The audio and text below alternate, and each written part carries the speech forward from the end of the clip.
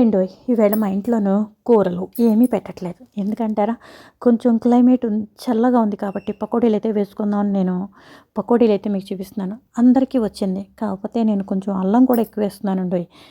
పచ్చిమిరపకాయలు, అల్లం, ఉల్లిపాయలు ఈ విధంగా అర కేజీకి తక్కువ, పావు కేజీకి ఎక్కువ ఉల్లిపాయలు అనమాట.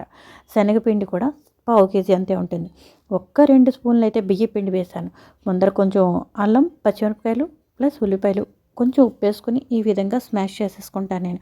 ఇది అంతా చేసేసుకున్న తర్వాత వాటర్ కంటెంట్ అంతా బయటకు వచ్చేస్తుందండి. ముందరే శనగపిండి వేస్తే వాటర్ రాదు ఉల్లిపాయలోంచి. అందుకని ఈ విధంగా చేస్తాను.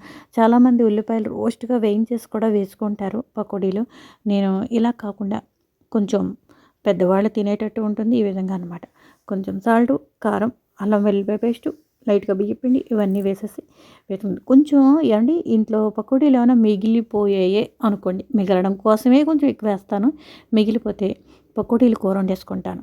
మ్యాక్సిమం మిగలకుండానే తినేస్తారు అనుకోండి. కొంచెం టమాటా సాస్ వేసి పిల్లలైతే తినేస్తారు.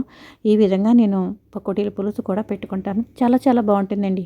కొంచెం ఉల్లిపాయలు, చింతపండు రసం వేసేసుకొని ఈ ఉడికే ఆల్రెడీ బాయిల్ అయిపోయిన పకోడీలే కదా వేసేసుకొని కలిపేసుకోవడమేనండి. టేస్ట్ అయితే అద్భుతంగా ఉంటుంది.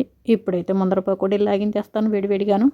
ఇదండి మా ఇంట్లో పకోడీలు. బయట క్లైమేట్ వర్షం పడుతోంది. అదే టేస్ట్ అయితే అద్భుతంగా ఉందండి.